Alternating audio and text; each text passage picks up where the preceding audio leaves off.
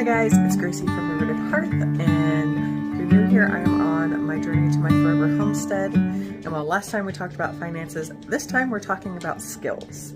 Last year was my first year gardening vegetables, and this year we are amping it up. I figured out I can do it. Now I'm going to maximize what I can do. So this video is going to be all about showing you how I'm preparing for planting this year. So the first thing I had to think about when preparing for this year was just my actual yard. Last year I put up my raised bed, which you can see there, and it was literally put there for two reasons. One, there was a hole there that my dogs had dug, and two, I thought if I got it too close to the fence, my babies would escape the yard because we didn't have the privacy fence when I first made it. But it was on a whim and without consideration to my yard whatsoever. So when you're looking at my yard, where we're looking right now, that side of the yard gets full sun 90% of the day. Where I am recording from, that side of the yard is like full shade 90% of the day. And so where that box was not the best. It got probably too much shade.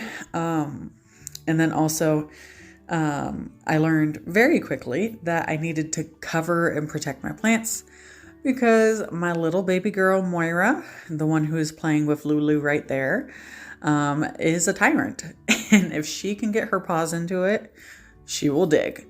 And so those are things I need to consider. Is I need to put my new garden beds on that side of the yard, and I need to protect it from my beasties, so that my plants can grow uninterrupted. So then I just went to Procreate, which is a drawing app I have on my iPad. You could use pen and paper or any other drawing app you have. And I thought about the shape and the utility of what I wanted.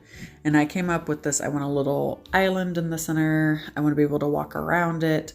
And then I want to have more beds on the outside edges. So I ended up with this square. Now that I had like the general shape down and the utility of it, I thought about how I was going to protect it from, well, my beasties. And so I knew I was going to have to put fencing up around the edges. And then also I wanted a little gate, something she's not going to be able to hop over or not easily. And so I came up with this design. Lastly, I decided the dimensions. The most important dimensions were going to be the outside beds. And the reason for that is because I'm not going to be able to access these from both sides.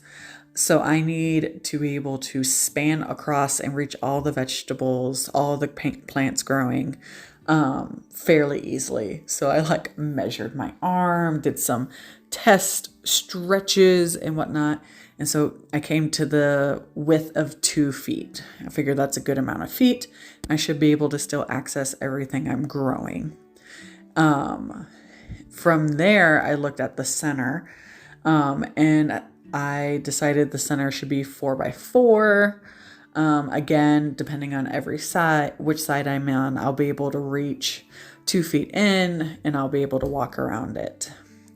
So the center I had is 4 feet, and then I wanted 3 feet walking space around it. That should be plenty of space for me to move, for me to even kneel down, maybe have everything I need in there. And so that's 3 sides on either side of my squares, plus 2 feet for the outside beds. So roughly my design comes to a 14 by 14 foot setup. So the bed isn't made yet. That is on the to-do list.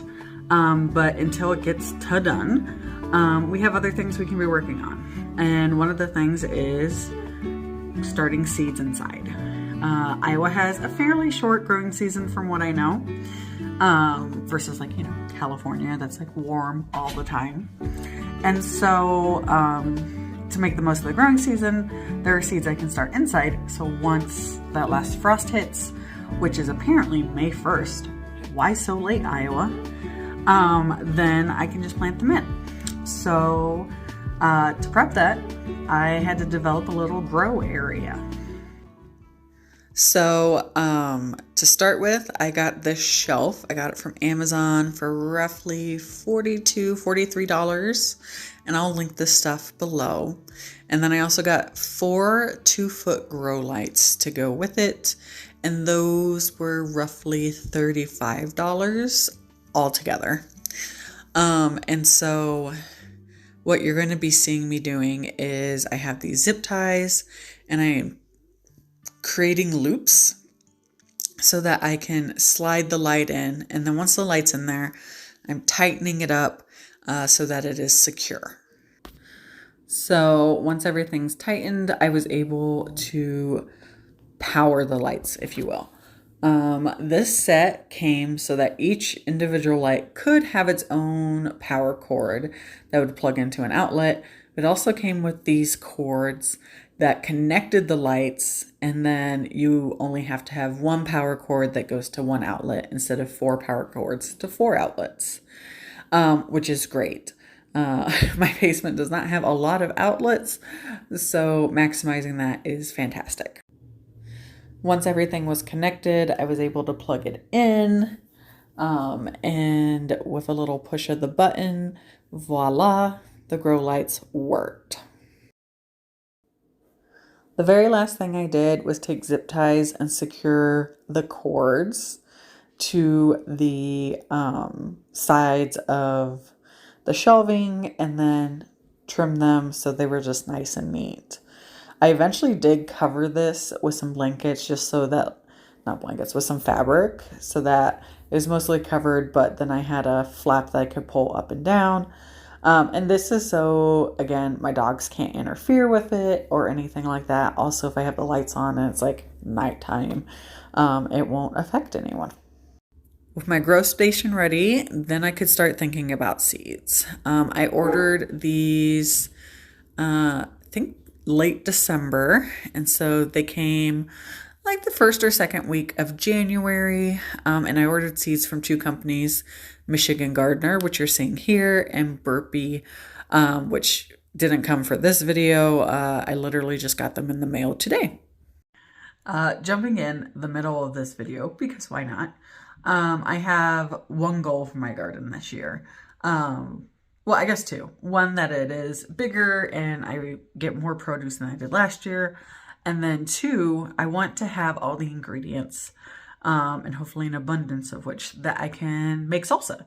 I can be a very picky vegetable eater, but I will eat the shit out of some salsa.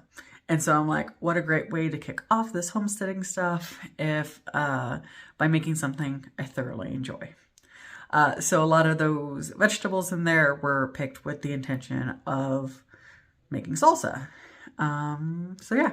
Also, I have a very dear friend, Sarah, who is much more knowledgeable about this stuff. And so I had to ask her, I was like, hey, a lot of these seed packets, they say, you know, indoor start or direct sow with instructions, but some only say direct sow, meaning that you can, like, you shouldn't start them inside. You should just put them straight into the ground per the instructions. I was like, why is that? Like, why can't we just start everything inside? And she said that the reason is because of roots, and that some are a little more temperamental when it comes to transplanting. It's not like 100% no, you can't do it, but it tends to fare better if the plants can just stay where they're gonna grow. And I think I have like 3 types of plants that are, I'll just have to wait until that last frost and put them in the ground. So with all that seed knowledge, I went back to my Procreate diagram, started mapping out where I wanted to put things, and how many plants I was going to have, because every plant has to have so many inches apart and things like that. And I also made note with little letters next to the crop name of like when I can start them. And so I only have 2 that I can start in February. That's not including the seeds that came from Burpees. Most I have to start in March, and then some I'll start in April. So that's it. That's what I've done to prepare so far. It's mid-January. I have a long to-do list, including tearing down my old raised bed, building the new raised beds, actually starting my seeds at the appropriate time. And hopefully in October, I will have a fudge ton of salsa and maybe a new appreciation for some vegetables I didn't have before. But if you want to see somebody stumble and mess up their way to their forever homestead, this is the place to be. If you like this video, go ahead and boop that like button. Drop a comment with what you think would be the best vegetable for me to grow in my garden, because I still have time to get some seeds. And subscribe if you want to see the full journey. I'll see you guys next time.